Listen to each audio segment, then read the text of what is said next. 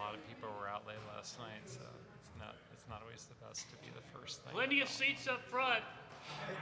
Plenty of seats up front. Like you guys. That was a beautiful restaurant.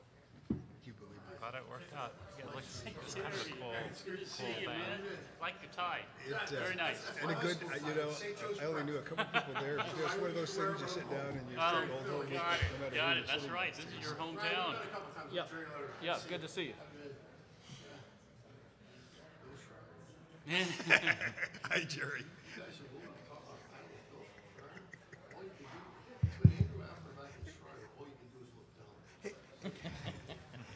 Somebody's got to drag down the quality of the panel, so. Just the opposite. I wouldn't do it. Other than that, for back with the smart one, they don't get any better. Morning. Hey, good to see you. A pleasure. Just look out relevant too. Andrew and his bride were kind enough to treat me real. I was there. My mom was a Oh, whole that's right. they were kind enough to let me bring them to this really. Okay. Good morning. Can everybody hear me? Okay, Jerry. Microphone's on? No? There we go. All right. Great. Well, good morning, everyone. I'm Barry Frazier. I am the moderator for this morning's panel, FirstNet, the first year. And, it's been about 15 months now since AT&T was awarded a contract by FirstNet to build the very first nationwide wireless broadband network for public safety. And it's been only 8 months since really all 50 states made the decision to opt in and allow FirstNet to be built in their states. And so we're really kind of at the very beginnings of this FirstNet initiative. But what we want to talk about today is what has FirstNet and AT&T accomplished over the past 8 months? Where will we be a year from now? What do we have to look forward to? And most importantly, what do cities and counties need to know to be able to work with FirstNet and have the service be deployed and adopted in your communities? We have a very distinguished panel here, an outstanding panel here, and I will introduce them in just one moment. But first, I have a brief word from our sponsor, as they say. FirstNet has a Public Safety Homeland Security Technology Committee, and we meet on a monthly basis by phone. We talk about public safety technology issues that are relevant to cities and counties, and you can imagine the last several years we've been focused on FirstNet primarily because it's been a very big initiative that has taken a lot of work to get off the ground. We also have, NATOA has representatives, has the opportunity to appoint representatives to both the FirstNet Public Safety Advisory Committee and SAFECOM, and both of those representatives are on these calls every month and talk about what their respective advisory groups are doing. And luckily, we have both representatives here in the same room today, myself as a PSAC member and Andrew Afflerbach, who works with SAFECOM. But I just wanted to tell you about the committee because if you're interested in these types of issues, I would highly encourage you to join our committee. It's very easy to do. All you do is let the staff, the NATOA staff know you want to sign up, or let me know, and we'll get you signed up. And you can join the calls every month. Our calls occur on the second Tuesday of the month, and we'd love to have you join us. So that was my commercial announcement for our committee. So getting right on to the panel, I'm going to introduce briefly. I cannot read the entire bios because these folks have experience and skills that are very, very extensive. But I will briefly introduce each of them to you. And I'm going to start at the end and work backwards. First, we have Andrew Afflerbach, who is the CEO and Director of Engineering for CTC Technology and Energy. That's Columbia Telecommunications. Many of you know that organization. Andrew specializes in system level planning, design, and implementation of wide area and local area telecommunications networks. His experience includes emerging technologies and state-of-the-art technical applications. As Director of Engineering, he oversees all engineering work performed by Columbia Telecommunications. Now, Andrew has a list of clients that is so long that I'm not going to go through all of them, but let me just he has clients in District of Columbia and in the states of Virginia, Maryland, Washington State, New York, New Jersey, Ohio, Illinois, Arizona, and San Francisco, California. He's a busy man. Andrew received his PhD in astronomy, of all things. And I think that's fascinating because I'm a student of astronomy. And then he got his Bachelor of Arts in Physics from Swarthmore College. And he was also elected to the Science and Engineering Honor Society of Sigma Chi in 1990. He's a licensed professional engineer in the Commonwealth of Virginia. Our middle speaker, our second speaker, is Bill Schreier. Bill is a well-known friend of NATOA. He has spoke at several conferences here in the past. He's a senior advisor for the First Responder Network Authority, FirstNet. Bill he leads FirstNet's work on smart, safe communities, the Internet of Things, and also engagement with first responder organizations such as the International Association of Chiefs of Police, major county sheriffs, and major city police chiefs associations. Bill was previously the Chief Information Officer for the Seattle Police Department, Senior Policy Advisor for the State of Washington Office of the Chief Information Officer, and the Chief Technology Officer for the City of Seattle. He has also been the state single point of contact for FirstNet to the state of Washington, and his list of things goes on and on as well. So I'll stop there. He does have a Master Public Administration degree and a Bachelor of Science in Physics and Math.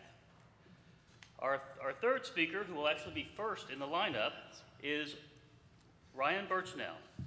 Ryan is the Director of Strategy and Policy for FirstNet built by AT&T. And Ryan is for AT&T, he's responsible for building and maintaining strategic relationships for the FirstNet built by AT&T organization. He's responsible for leading FirstNet strategy and policy development and driving innovation to deliver cutting-edge FirstNet solutions based on the evolving needs of our nation's first responders. He's a former executive director of the Alabama State Police and was a major in the Florida Highway Patrol. He's also a graduate of the FBI National Academy, and if any of you are familiar with the National Academy, that is a significant achievement. He has a master's degree in Homeland Security and Defense from the U.S. Naval Postgraduate School and a bachelor's degree in criminology. And so with that, I will stop and I will actually turn this over to Ryan. We've asked our speakers to do very brief presentations to start off, and then we'll spend a lot of the time on this session on question and answers. So I really encourage you to bring your questions up and be ready to ask questions. So, but without any further ado, I will turn the floor over to Ryan.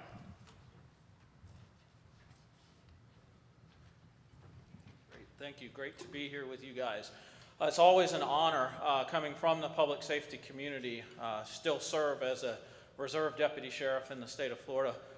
So for 31 years, I've served my country and my community. And it's always an honor to get to speak about what we're doing on the great cutting edge of public safety, and that's what we're doing at FirstNet. Is there anybody in the room that doesn't know what FirstNet is? Because I can give a 30-second review.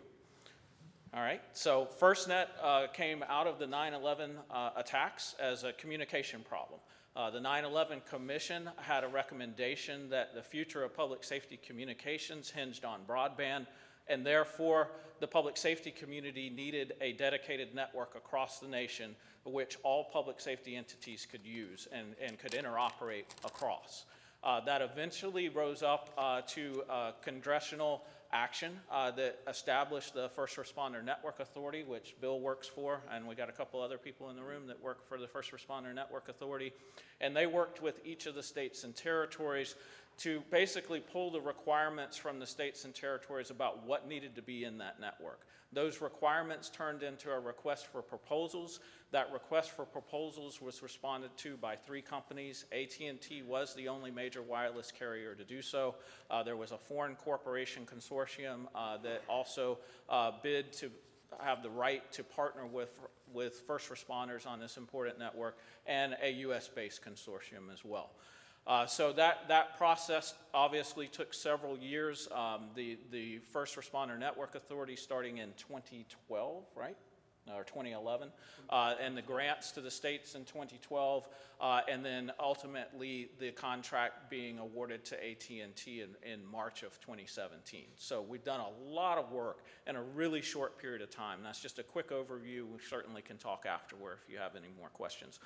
But it's really an honor to talk to you about this, because we come at this within AT&T's FirstNet organization. Not only are we committed to public safety, we have been for almost 140 years now, dating back to the original phone lines that were established at the Chicago Police Department, the very first police department in the United States to have phone lines, way back when, almost 140 years ago, to being on the forefront of 911 deployments across the country as well.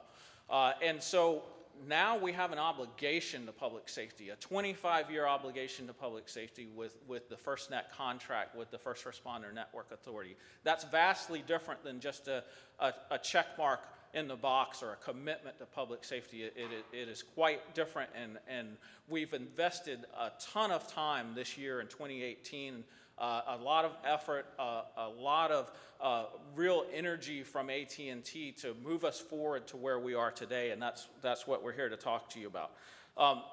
In all respects, what FirstNet is the 5th major wireless carrier in the United States, but specifically for public safety. It has its own network ID, it has its own SIM cards, it has its own spectrum, it has its own core network. So in all respects, that makes it that 5th major wireless carrier, but specific to serve the public safety community in a way that they've never been served before. So it's really revolutionizes what public safety can do, and it's transformative. We start to talk about transformative because America's all in. All 50 states, 5 territories in the District of Columbia were provided a plan through us at the First Responder Network Authority and FirstNet built with AT&T that outlined what we were going to do in their state based on that RFP and what the requirements were in that RFP. All of those states and territories had the option to seek an alternative, but yet all 56 states and territories decided to opt in. That's very, very significant in what we're doing with this, because it means that everybody is operating across the same radio access network and everybody is operating across the same core. So what have we done so far? It's real, it's ready, it's operational today. This isn't something that we're standing up over the first 5-year period. It was operational the day that FirstNet went live with the first opt-in state, because this is an all-band solution, meaning that we're using the spectrum that the commercial part of AT&T is using. We're sharing that tower space with public safety.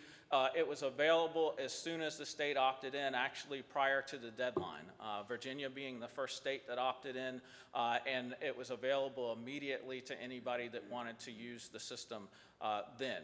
So that's really the key piece is the FirstNet core. That was brought to life just this year. In March of 2018, that went live. And so it is a purpose-built, physically separate core network that is completely separated out from the commercial core that AT&T uses for its commercial customers. There's all kinds of advantages to that we can talk about, but I know we have a short amount of time to talk through to give you guys more time to ask questions. But we also enabled priority and preemption.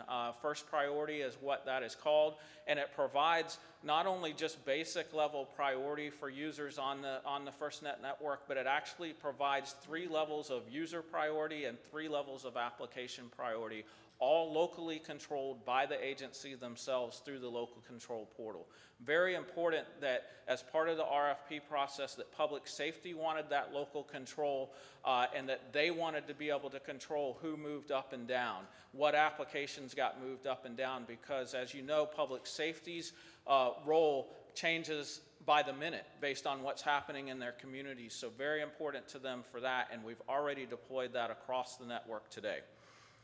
We also launched FirstNet ready devices. So those devices, including a Band 14 chipset, which is public safety's dedicated band, have already been entered into the marketplace. And it's multiple types of devices: smartphones, the Samsung S9, S9 Plus, the Sonom XP8, the Sonom XP5S, on and on and on, with both MiFis and in-vehicle routers, Cradlepoint, Netgear, all of the major manufacturers that would have never gone out and built public safety specific devices now are there because of FirstNet, and it's very important, and we've deployed that already this year with our key partners. We've also introduced the FirstNet application ecosystem. That's a separate application ecosystem. It doesn't mean that you can't use the Apple Store. It doesn't mean that you can't use the Google Play Store as a public safety user, but it means that you have another app store available to you where those apps are independently tested and verified by the First Responder Network Authority to be optimized for the network and have a higher level of security. So very important to public safety that those components be available in their network, and we've already deployed that application ecosystem today. So as you can see, we've been doing this for about 8 months now, and we already are that far into this in such a very, very short period of time. There's thousands of app developers working with us through the app developer portal, and there's dozens of public safety applications that have made it through that extensive testing and verification that are already in that app store today. That app store also has that level of security that only a FirstNet user can access it. So therefore, there's a higher level of security in that bucket of apps than you would get on the Apple Store and the Google Play Store. The deployable program as well, we're required to have specific deployable assets that are available to public safety at their beck and call. There's going to be a minimum of 72 of those assets across the country, and they're strategically placed so that each asset has a response time objective of less than 14 hours or less.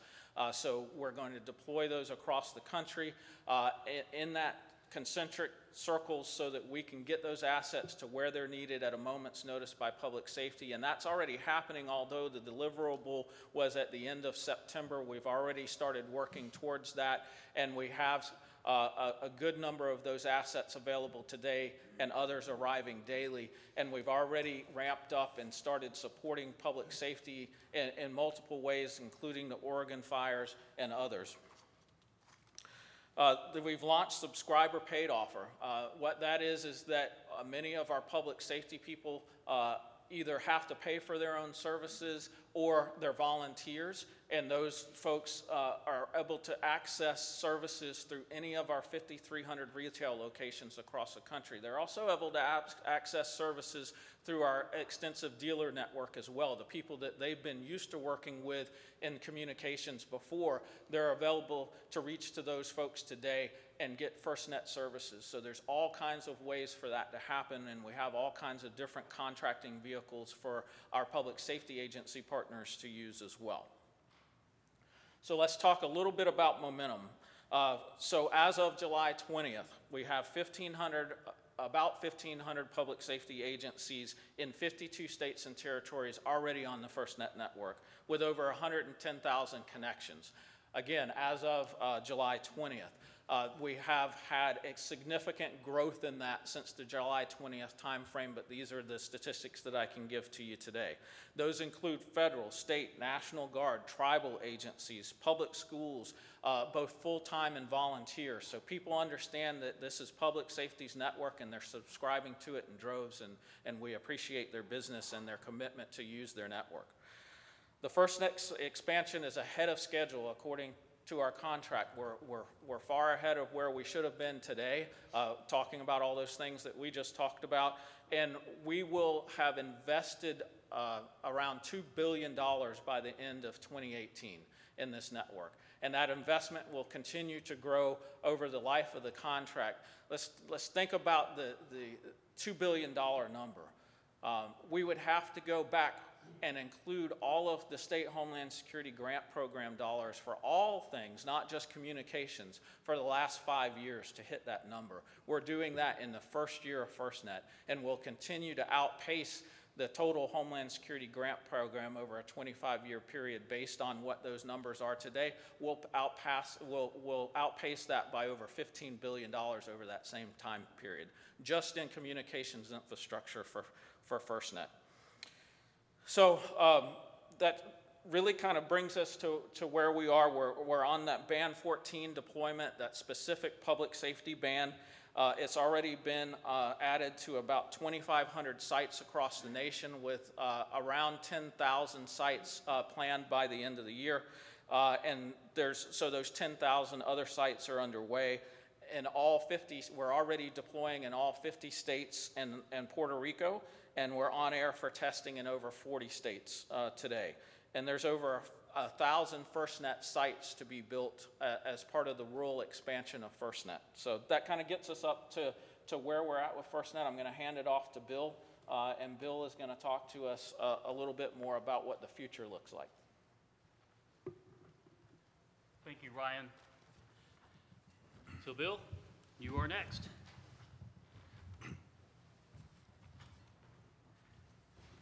As soon as I finish tweeting. You've just been tweeted. So good morning. Thank you very much, Barry, for the kind introduction.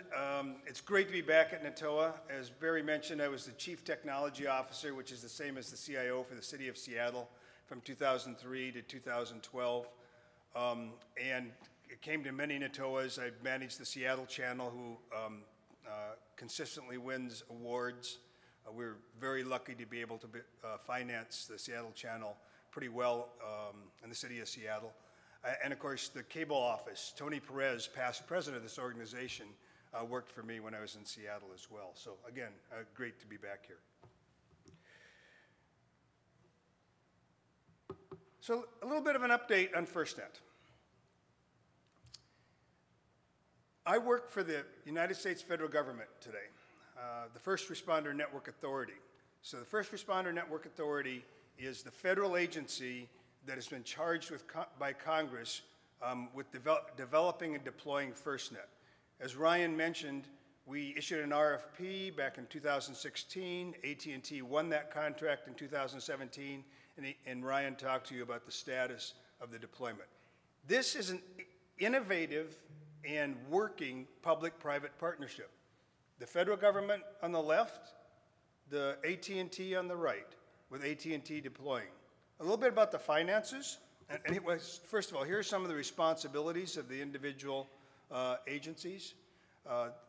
My organization, the FirstNet Authority, oversees the contract with AT&T. We try to drive public safety innovation, try to engage organizations like you, like NATOA, to see what is needed in local communities.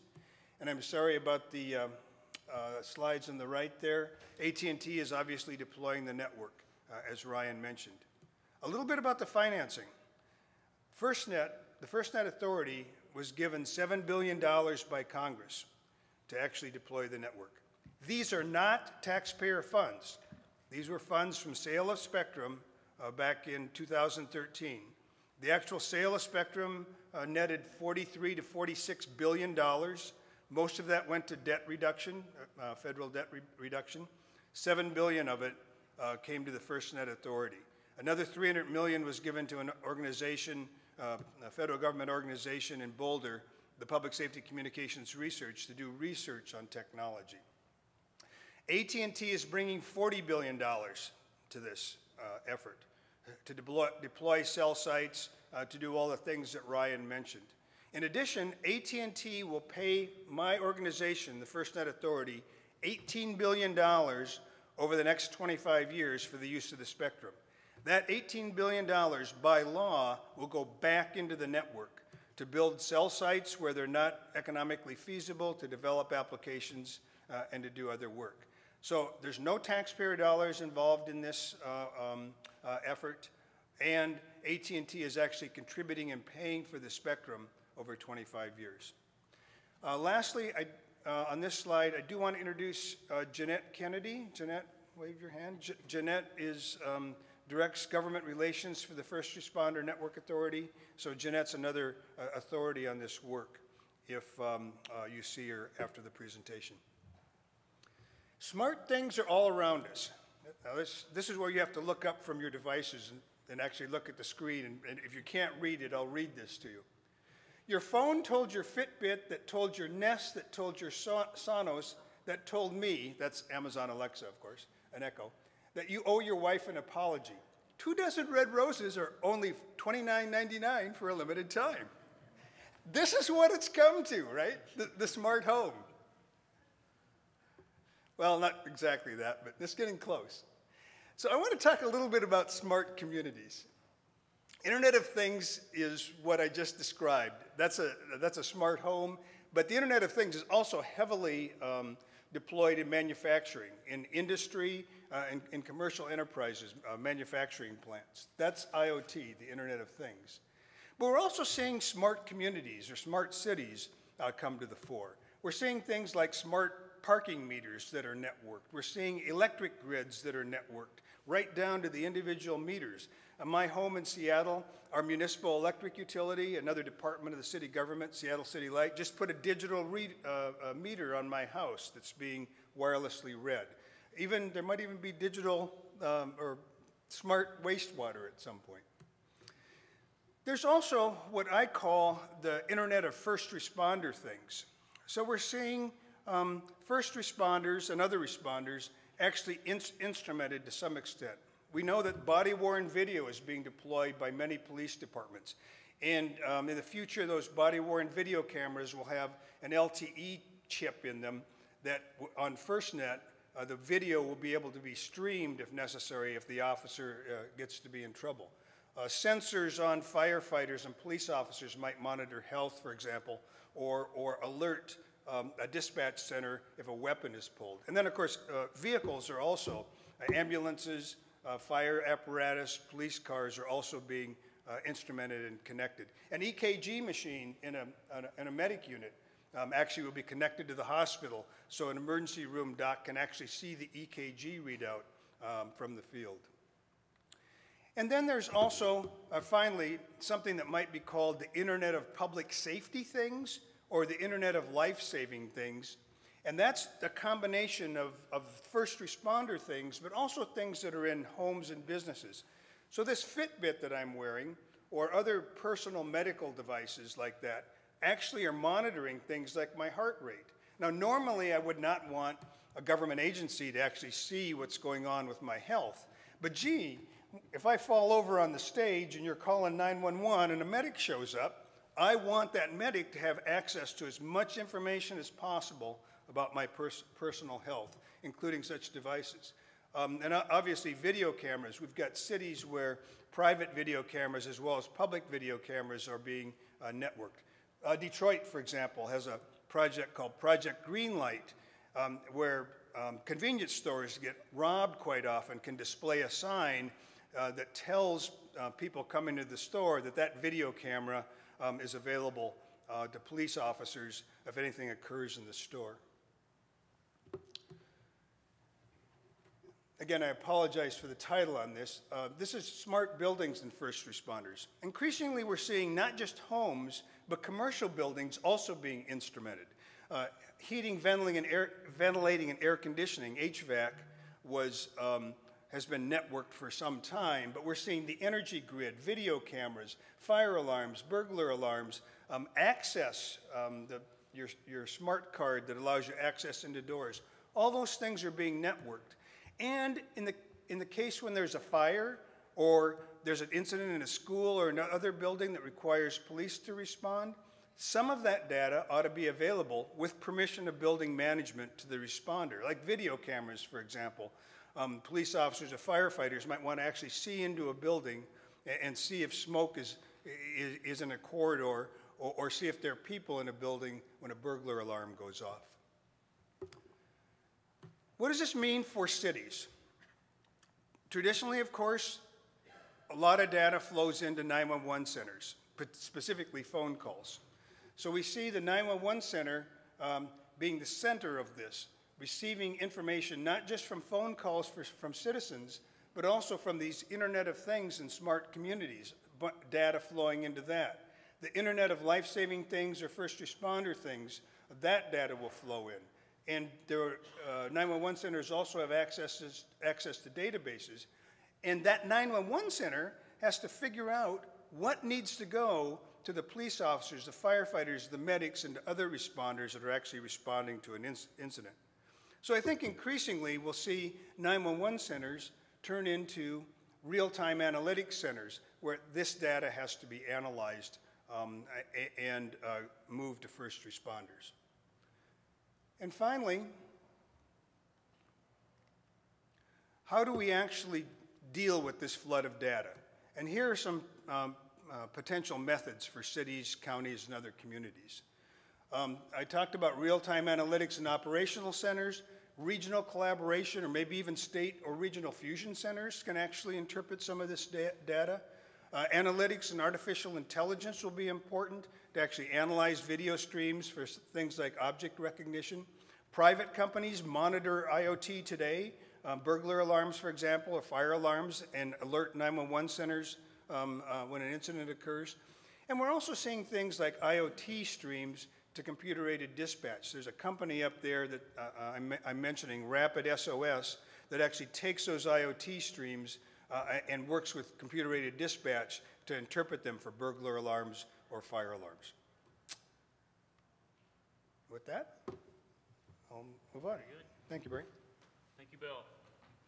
Excellent presentation and very thought-provoking. And for me, it seems like this is a new revolution. We had the internet revolution, and now it looks like we're going to have the Internet of Things revolution. So third on our list, Andrew, the floor is yours. Thank you, Barry. So as Barry mentioned, I'm involved with NATOA's representation on the SAFECOM Advisory Committee to DHS on public safety communications, and to all of you, as you have questions or if you get more involved in public safety communications, not only would we very much like to have you participating in the committee, and this is not necessarily a work obligation of you having to do lifting and writing, although we would appreciate that too. Just start off by participating in the calls, and then also it's a great way just to kind of get educated if any of your roles start to intersect with public safety communications. So among the many hats that I wear, I work with state and local governments on their planning and implementation of FirstNet. One thing that's important to note is that now FirstNet, as mentioned, is available in all the 56 states and territories of the United States. It's not a requirement that public safety and first responders use it, and many communities are actually using other network solutions, and there are a lot of reasons for that. So two of the states that I work with are the District of Columbia and Delaware. In the case of Delaware, they're a Verizon shop. They've traditionally been a Verizon shop, and it's not necessarily because of obstinance or old habit, but because traditionally that's had a lot to do with coverage and capacity of the services that they've been getting. And of course, these are things that are all changing, but one thing that's just really important, if you're a local government, which I assume many of you are, or state, looking to decide how, whether, and in what way to go into FirstNet, you really need to understand coverage and capacity and so forth there. So what I'd like to talk about today here's the slide. So how many of you are in your roles involved with operation of public safety broadband or FirstNet in your communities? Okay, a fair number. And how many of you are involved with the broader question of communications within your government to your government employees and buildings and so forth? Okay, a larger number. And then how many are involved with the question of broadband to the public, broadband to underserved and rural areas and so forth. And then finally, how many are involved with small cell siting or permitting in the rights of way. Okay, so I think I'm covering almost all the bases here. These things are all linked, and I'd like to speak to the broader question of broadband service, quality and availability in communities.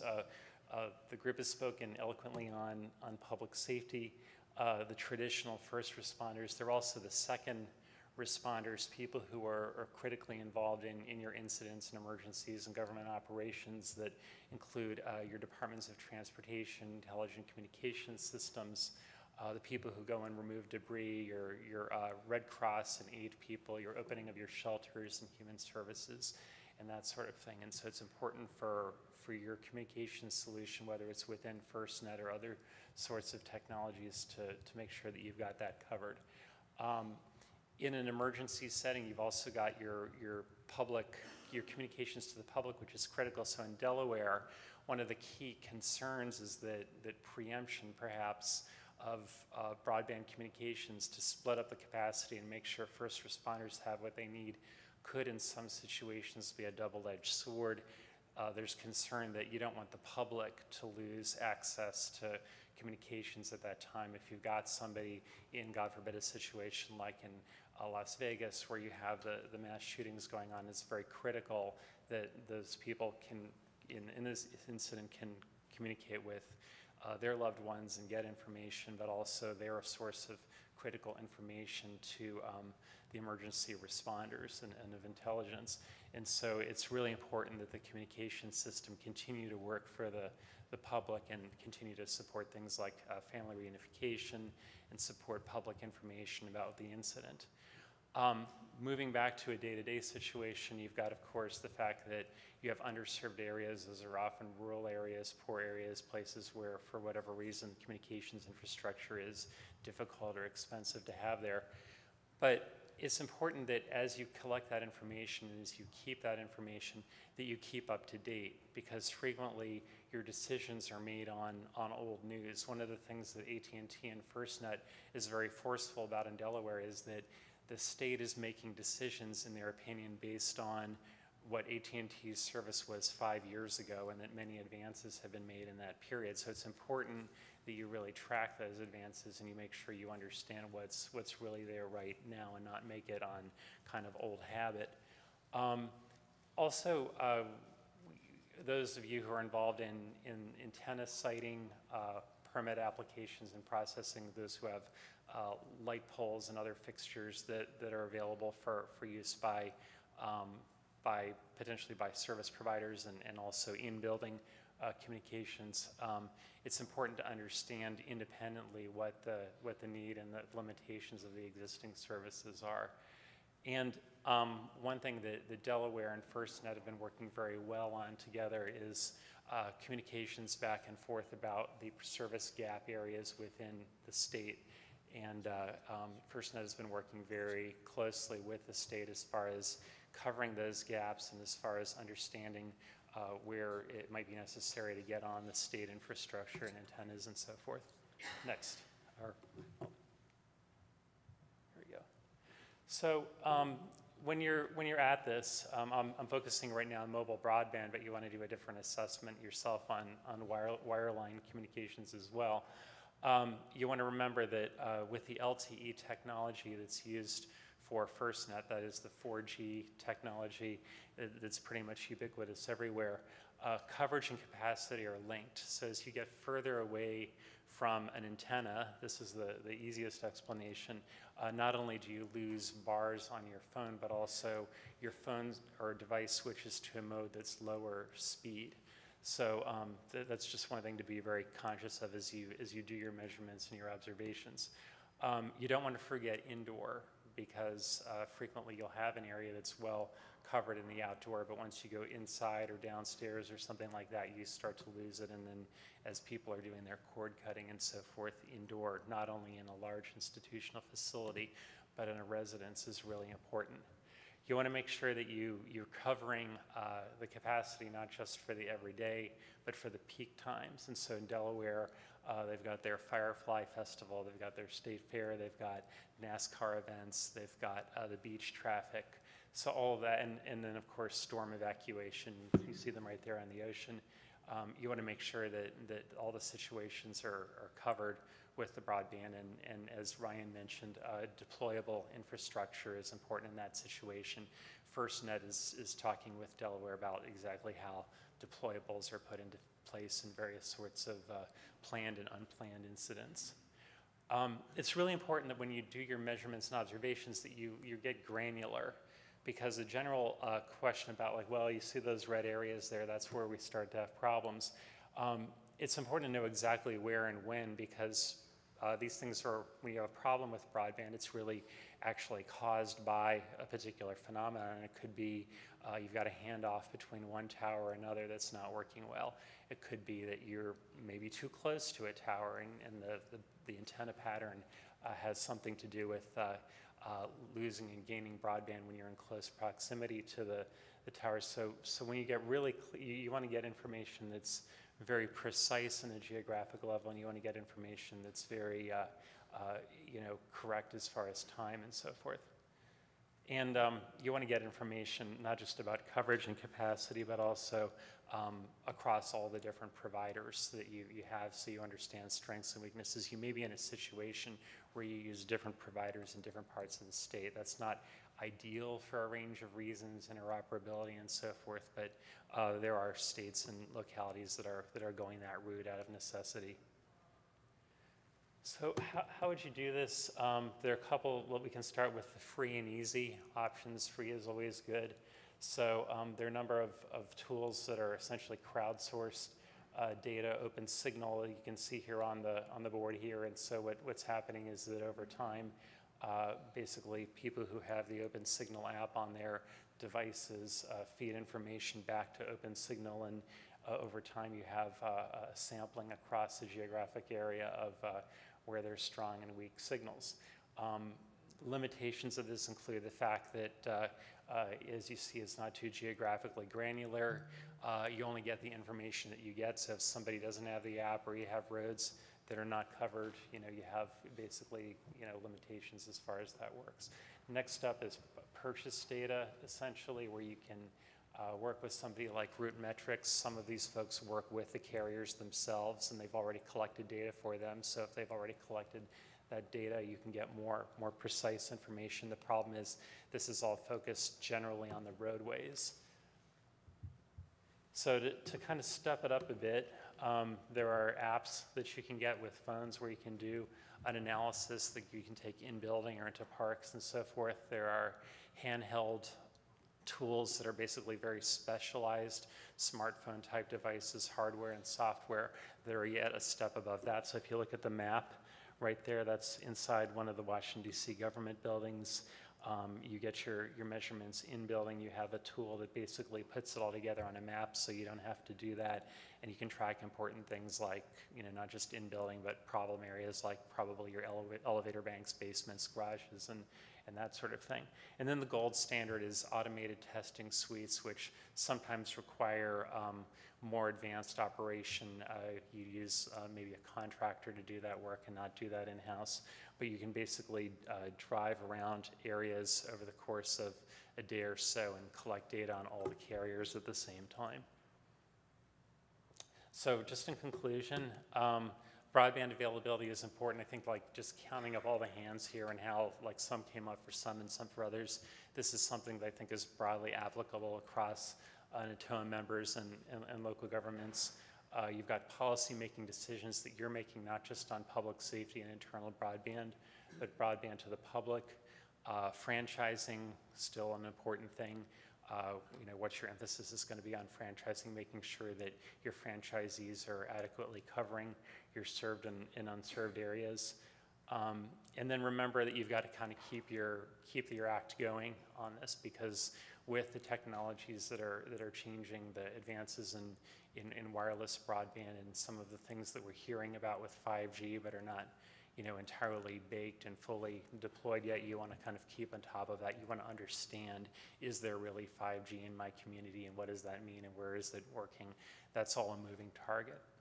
And you're able to get a lot of work going with some of the tools that I've mentioned as far as in-house, and then there are a lot of ways that with a little bit of support and help from specialized people, you can kind of pull in more precise detail. So thank you.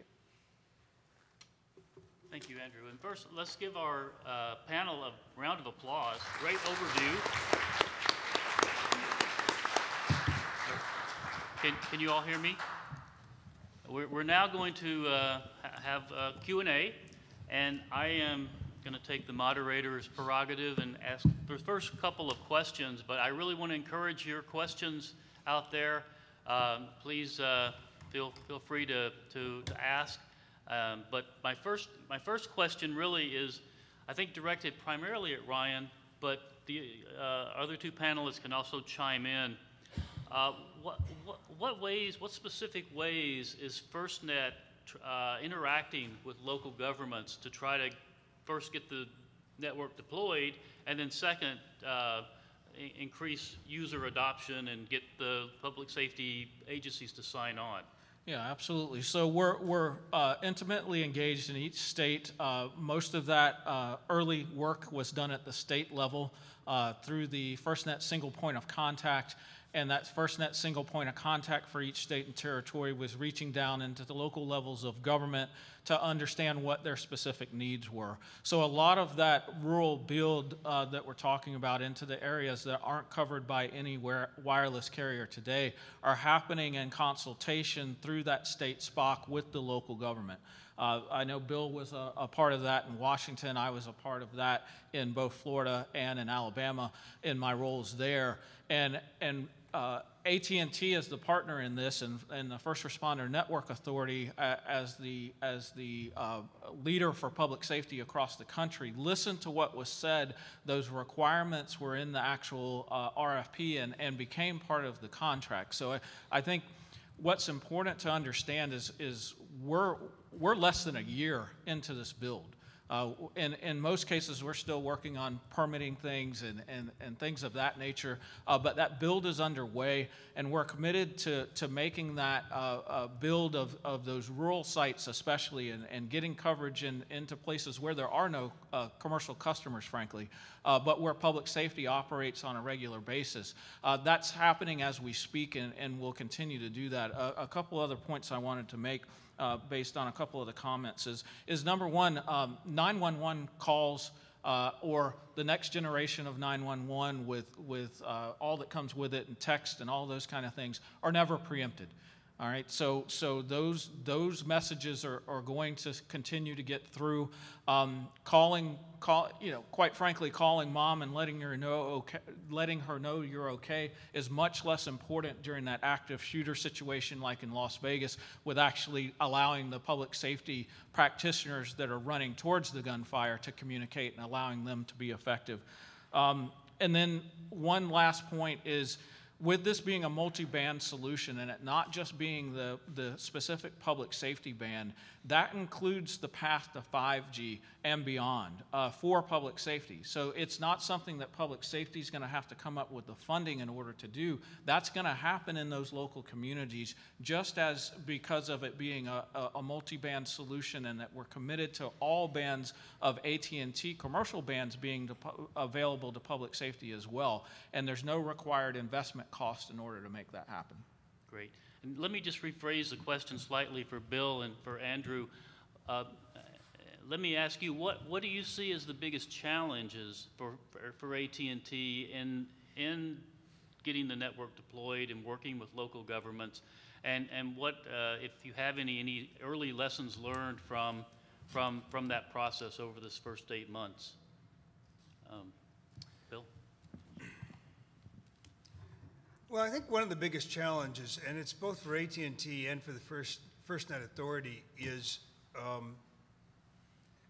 understanding what public safety responders need. And when I say public safety responders, I'm talking about first responders, but also public works departments, transportation departments, and others. For example, I do a fair amount of work, as you mentioned, Barry, engaging the major city police chiefs, the International Association of Chiefs of Police, International Association of Fire Chiefs, about the applications and capabilities they need and would buy that would make a material difference in public safety. For example, I think linking body-worn video with LTE for streaming will make a difference in public safety, but will putting a health monitoring sensor on every officer or firefighter make a difference in their personal public safety? I don't know. Do those need to be linked up? That's a sort of engagement that's the challenge we've got is engaging cities and those public safety agencies to determine not just what they need, but what they're going to be able to buy that's going to make a difference for public safety in communities. I think one thing that the community is discussing a lot that's important to keep in mind is that one of the things that the 9/11 Commission was very focused on was interoperability, and that the idea with FirstNet is that, okay, you've got this platform that everybody is using, and that's going to create interoperability. Part of what we're finding right now is that given, as mentioned, the commercial framework where you've got a lot of responders now and for the foreseeable future on all sorts of networks, and that could be the competing mobile broadband networks, it could be networks that are legacy or current networks that have been built by the local and state governments themselves. So for example, Delaware has its own 4.9 gigahertz public safety and transportation communication system that it uses for broadband. And then you've got Wi-Fi and the 5G that Ryan's mentioned. You've got a lot of different platforms that are in place. Therefore, when you've got software that, as Ryan and Bill mentioned, that's being developed as part of the FirstNet community, it's important for that software and those apps to be available and interoperable with other physical platforms. And that's something that's a very hot topic, to say the least, because the idea on one side is, well, everybody should be on FirstNet, and on the other side, well, for many reasons, good, bad, ugly, whatever, that's not a near future type thing. Yet, if we are all to be using these apps, if we're all going to be responding to large fires and we're going to be responding to emergencies in urban areas, we want to make sure that the interoperability that was called for by the 9/11 Commission is still there, no matter what physical radio or device people are using. Thank you. Question? I have two related questions. The first one is, since AT&T is commingling the dedicated spectrum FirstNet with its commercial spectrum, what guarantee is built into the system to make sure that there's enough capacity, network capacity for first responders? And then related to that is the FirstNet network designed to replace LMR public safety radio systems or coexist with them? Okay, I'll briefly repeat the question in case you couldn't hear it. First question is, because AT&T is using both commercial spectrum and the FirstNet public safety spectrum, what safeguards or guarantees are in place that public safety will have the capacity when they need it? Because it's a shared network. So, shy of the 911 reporter, as I spoke about a few moments ago, priority and preemption works across all bands of service. So that means that that public safety will be prioritized on band 14 on their dedicated public safety band, but then they're prioritized across all of those other existing bands of commercial services as well. And so they consume band 14, then they move into the next best band of service available and start to prioritize over the commercial users there. Those commercial users are being dynamically moved down to the next band of service and ultimately preempted off the network if necessary in order to allow public safety to have the entire swath of both the FirstNet band of service and all of AT&T's commercial bands of service if they need it. That's happening dynamically within the network, and it's happening on a cell sector by cell sector basis. Except for the 911 calls. except for the 911 calls or other 911 reporting mechanisms such as text to 911, correct? And Second question, is that network design intended to eliminate or replace LMR, public safety security Right. systems, or coexist with that? So will this new network, is it designed to replace the land mobile radio voice networks that public safety currently use? Did you want to make a comment on the other first or on the LMR? go ahead in the Elmar. Okay, go ahead. So the answer on the land mobile radio is no. FirstNet supplements land mobile radio, so I can get an app on this device that actually allows me to talk on a public safety land mobile radio network, and allows me to listen to conversations, and those already exist. Police chiefs and fire chiefs use them today. But there's characteristics of land mobile radio networks that LTE will have difficulty replacing. For example, device-to-device communication. On the fire ground, when there are fires, firefighters often will communicate from one radio to another without using a tower intervening. The signal goes directly. That does not exist today on LTE.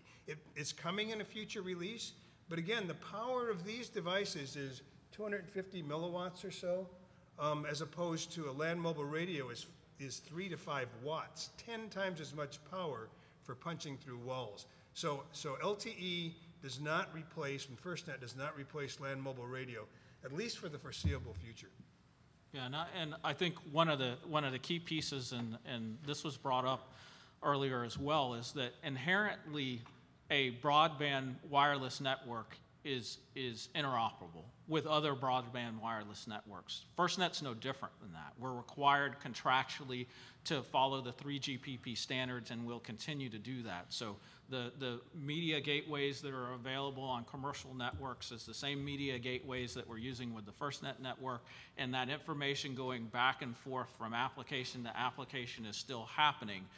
What the value of FirstNet brings to that is that priority preemption and that dedicated core network that has those extra levels of security. It has the end-to-end core encryption, all the things that public safety said that they needed in a network that a commercial carrier, quite frankly, including AT&T, wasn't going to go out and do in competition with their commercial users.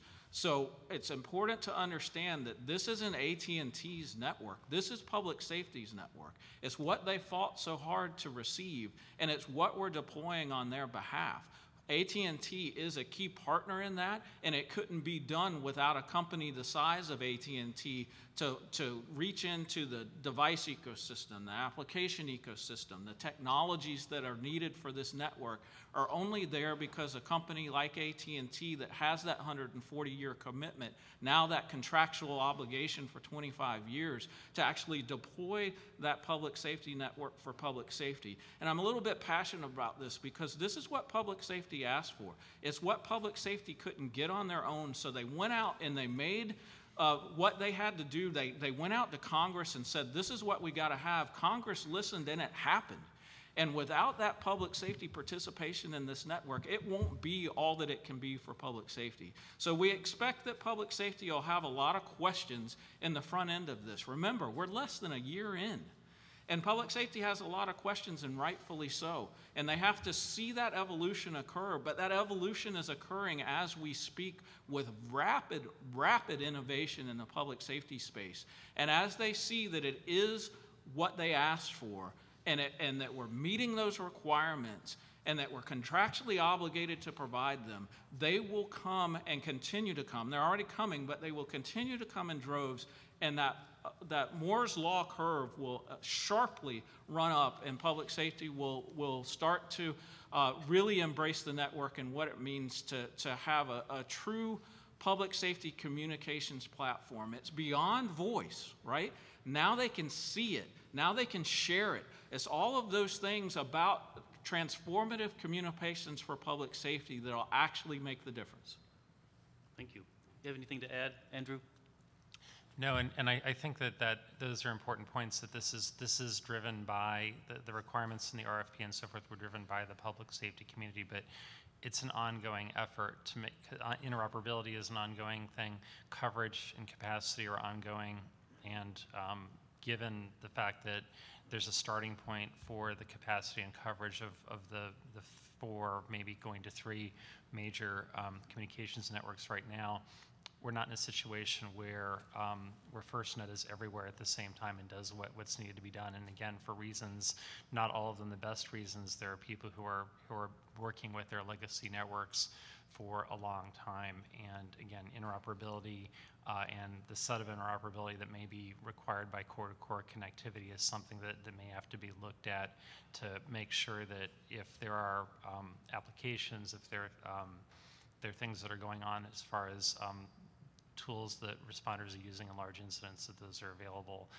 to people who are on a range of networks. And part of it could just be that you have a cache of FirstNet devices that are available when somebody comes into a community. If you've got responders who are not on that network, they pick up those devices when they come in. I mean, if anything, first responder communications has got to be flexible and has got to be open-minded and has got to embrace a large range of solutions. But we don't want the situation where people are, just for purposes of creating walls between one operation and another, are not able to get what's needed in an emergency.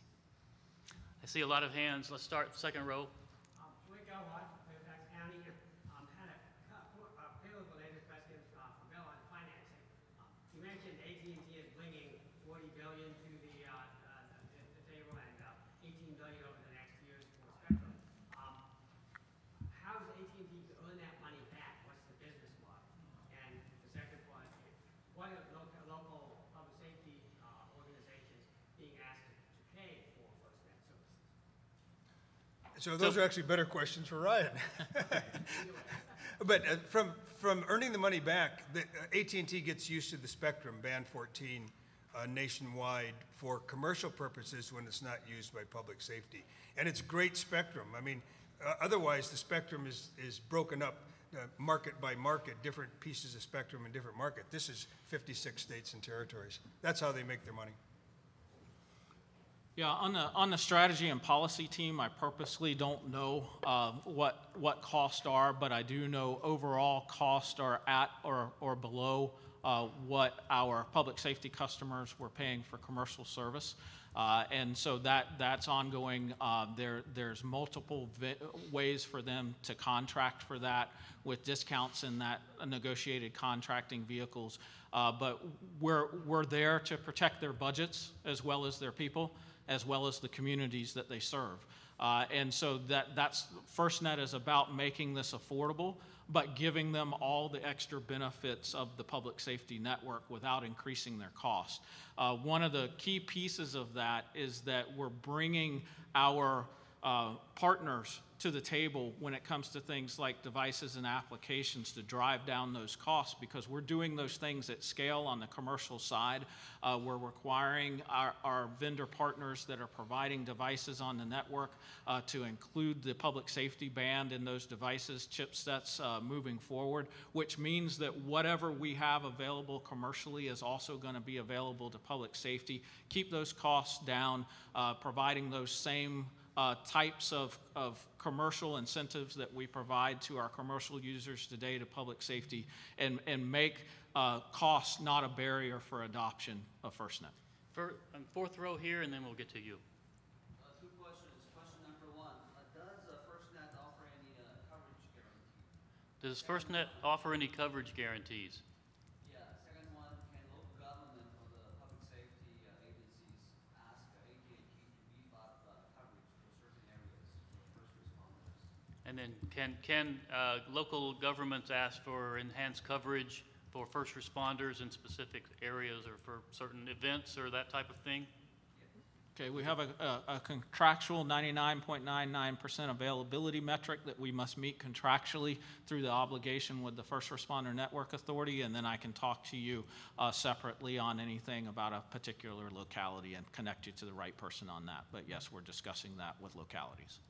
And if I could just add on that, Delaware has a number of areas that are identified as gap areas. There are gap areas for all the carriers, and AT&T has worked very closely now with the state as far as how to address those gaps over what timeline they're going to be addressed and how the service is going to be implemented. And there was a commitment at the time of the opt-in by the state to greatly expand the number of towers, both for the public safety users and for the, I mean, because you're not going to just put it up for public safety only, for the broader community as well, so it actually served underserved areas well.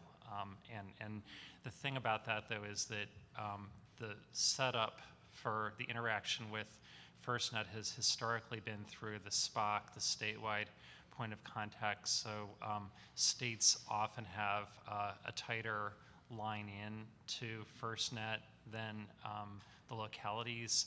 And so, you can talk with Ryan a bit more about your specific situation, but frequently you might want to work with your statewide point of contact to make sure that your community is well served, because there's such a good, connection between FirstNet and the people at the state level. I'd just quickly add too that in addition, AT&T has 40,000 Wi-Fi hotspots that are available to first responders and 6,000 distributed antenna systems in places like concert venues and stadiums. Good. Go ahead. Adam Benzer with Communications Daily. Last week there was news came out that the Santa Clara County firefighters had their service throttles on the Verizon network. There's a lot of debate over what it meant for net neutrality, but I'm curious to get your takeaways for public safety from that incident. Who wants to tackle that one? I mean, I don't know the technical specifics. I but will. Right.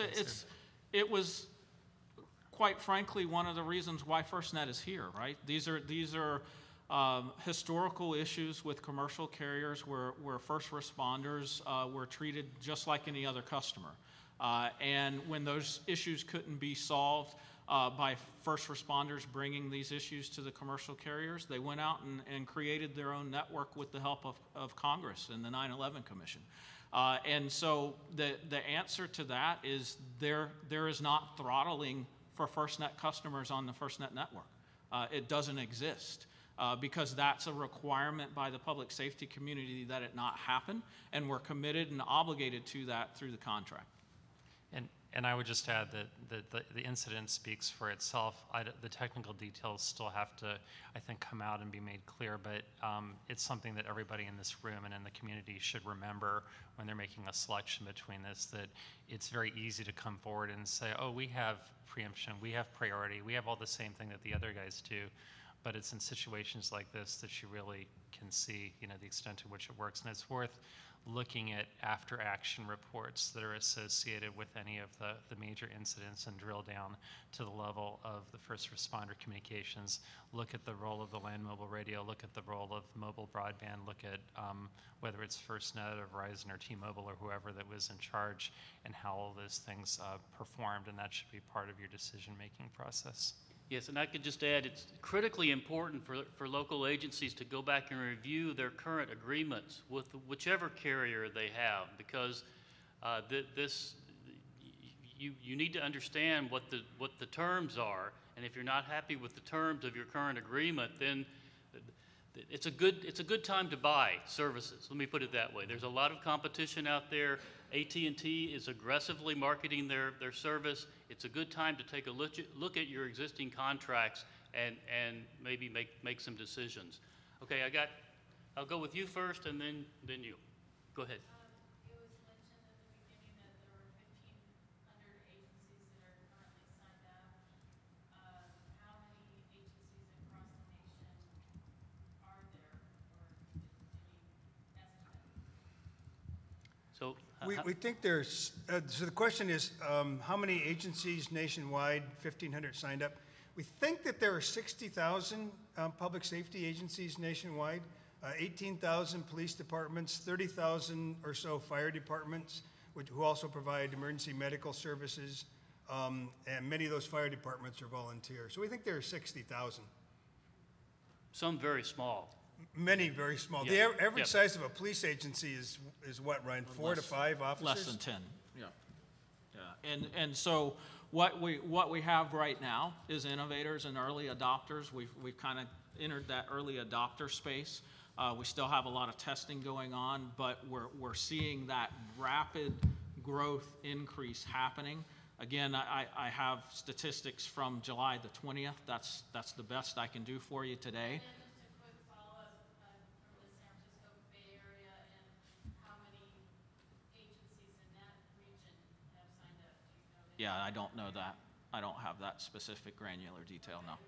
No, I don't know the specific number. That At least one, the Santa Clara County Fire Department. yes.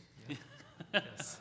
Now, the agencies are signing up. I don't know the actual numbers. I did hear a number for the whole state of California, but I can't remember it. I don't have it in front of me. I can dig it up for you and find out. Okay. Yep.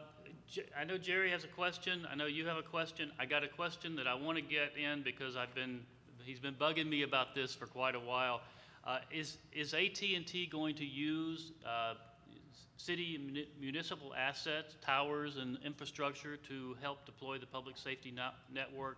If so, how can we get in touch or get more information about how to make that happen? Yeah, another very specific question. The answer to that is we're working with folks to understand where those are in relation to the infrastructure that we already have available to us, and working individually with those. I certainly can field that question and connect you to the right person inside of the FirstNet organization for that. Thank you. Yep. Jerry. First of all, if I could, on my own behalf, I think on behalf of all the Nutella members, the amount of time that you, Barry, and you, Andrew, have dedicated to this is really phenomenal, and I say thank you very much. Absolutely. Thank you.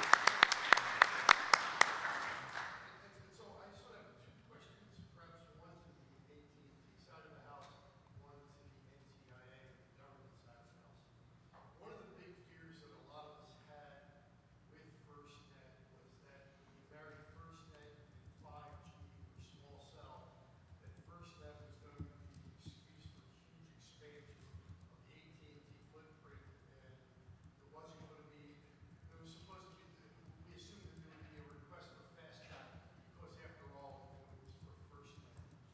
And I can just speak to two clients that I represent who had very few FirstNet sites in the state plan, and now their zoning, their tower request commission, or whatever you want to call it in each, has been inundated. There are 3 times as many requests for the FirstNet footprint. And so that fear appears a little bit to be coming out, so maybe you could provide some sense there. And from the NTIA side of the house, yes, so we know that Verizon got a black eye last week, right? We know that. But you know, Andrew and Barry have both been putting out sort of FirstNet checklists for the longest time. My question is, will NTIA provide a list of folks that are certified, the alternatives to AT&T? Because we know that the contract was structured in such a way that the network itself has to support other carriers that qualify, i.e. Verizon being one. Will you list those folks that you believe are certified to meet the minimums so that the local government can at least rely upon the NTIA or someone to say that these folks meet the bare minimum so that we don't have a single choice? We can take the second question first. Will So NTIA certify will NTIA certify networks? Is that the question, Jerry? or providers? Or providers? Or providers, just saying that we believe, or it's our feeling, that this provider is sufficiently robust, hardened, whatever the case may be, to in fact be a FirstNet provider. We know that you chose AT&T, but we also know that the structure is such that another provider or other providers can get in. Will you tell us who's qualified? So the answer to that is basically no. FirstNet, the FirstNet Authority is part of NTIA, the National Telecommunications and Information Administration, which is part of the Department of Commerce. And a sister agency in the Department of Commerce is NIST, the National Institute of Standards. Now, NIST does certify devices for FirstNet. So there's a certified list of devices that are certified to work on FirstNet as built by AT&T. But we don't certify, we're not going to certify networks. It really depends on the local, as Andrew said, the local coverage and quality of service in an area. And it's up to local agencies to make their own decisions about which network is right for them. The FirstNet Authority, we issued the contract to AT&T. We're supporting the deployment with the $7 billion, the deployment in rural areas and other places. So AT&T is the FirstNet partner, but certification is not really involved in this at all. Just to clarify that, there's no ongoing discussions nor intention for core-to-core connection with other carriers. So I think that probably answers that question. As far as sites go, obviously in public safety needing coverage and capacity in areas across the country, that's a true concern. It's a concern for the public safety community. If it's a concern for the public safety community and it's part of the build plan that we've agreed to with each state, then absolutely we're going to be requesting the ability to build those sites there on behalf of public safety. Okay, we have time for one more question on the third row, sir.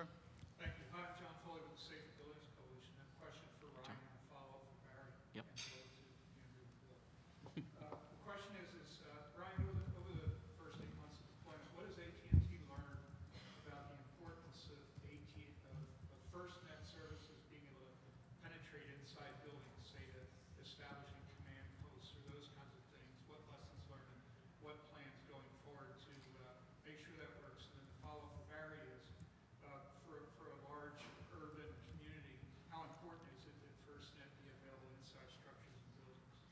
Yeah, I think that all of us in the community, so reverting back to my government service side, we understand the need, obviously, from both a land mobile and a broadband perspective about indoor coverage. There was no question that that's going to be a concern for public safety. I don't think it was a question in the mind of AT&T or the FirstNet Authority as we enter into this contract, and it's an ongoing discussion. You know that a colleague of mine on my team, Fred Scalera, is working directly with you on this issue, and we're continuing to work inside AT&T. That's why AT&T has dedicated those in-building DAS systems that exist today to also serve our FirstNet customers in that all-band solution. That's happening, and as technology innovates across the wireless service industry, that's the great thing about FirstNet, is because it is that all-band solution, that evolution happens automatically. It's not something, it's baked into how we are deploying the FirstNet network. And so all of those innovations and changes that bring that along also on the commercial side are also brought along for public safety simultaneously. And I'll give a very brief answer, and Andrew may want to follow up. How important is indoor coverage to public safety? It's critically important. It's life or death important. And we've learned this already with land mobile radio, with our voice systems. When a police officer is chasing a suspect or a car and they drive into an indoor parking lot and the coverage disappears. That can't happen. When firefighters are fighting a fire in a multiple-story building, they can't talk to each other. That can't happen. We've got to have it. And I'm glad to know that AT&T is aware of it and looking at it and working on solutions. But it's going to take a lot of work from building owners to carriers to public safety to local governments to kind of get together to make it work. And it's not just coverage in buildings. So associated with some of the people that Bill are working with and also at NIST, Public Safety Communications Research, there's a lot of innovation that's happening under the FirstNet rubric of three-dimensional location within buildings to know exactly where the responder is when frequently you're in a building and if there's a fire you can't see where you are. You have the ability with all the technologies there not just to locate the responder but also so that the responder can have access potentially to a building plan or routing information and so forth inside a building where they can't necessarily even see. So for all that to happen, you need to have the baseline of physical coverage, and you need to have continued innovation in more of the technologies that we don't generally think about, like the location and beaconing and the innovation that was mentioned earlier about like land mobile radio. The budget standpoint for a lot of local governments basically is how long forever do we have to support mobile broadband and land mobile radio and all these different systems. So there's got to eventually be a convergence point where all these things work together, and that's something that the community is working on. Well, we are out of time. I appreciate your participation, your questions, and let's have another round of applause for our panelists. Great job. I know a couple of them have to scoot off to other meetings, but if you have questions, join our committee, join our next call, ask your questions on our next call. We can try to answer. Also, committee members, we're going to have a brief little meeting right after this. If you want to just come up front and join me, we'll have a little chat. Thank you all.